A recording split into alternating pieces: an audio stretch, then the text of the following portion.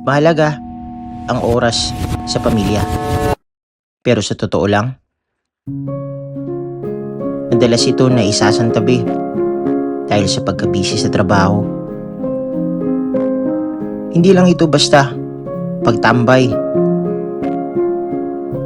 Ito ang pundasyon ng ating emosyonal na kalusugan. Pwedeng gumawa ng family traditions, kagaya ng camping. Hindi kailangan magarbo.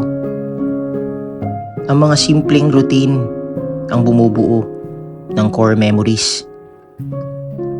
Kagaya ng sabay-sabay na kumain bilang isang magulang. Ito ang pinakamagandang oras para malaman kanilang tunay na nararamdaman. Ang pagbibigay ng atensyon ay isang paraan ng pagpapakita ng pagmamahal.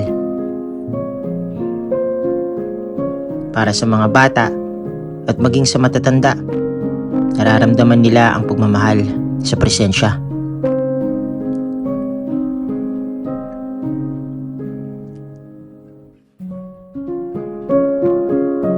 Sa mundong ito na lahat ay may presyo, ang oras ang tanging bagay na hindi mo na mababawi kapag naibigay mo na.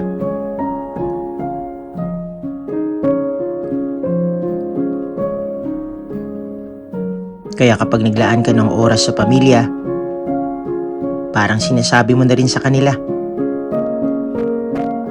na mas mahalaga kayo kaysa sa trabaho ko. Kayo ang pahinga ko.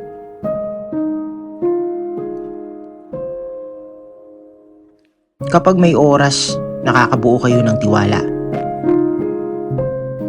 Dahil may oras, may pagkakataong mag-uusap.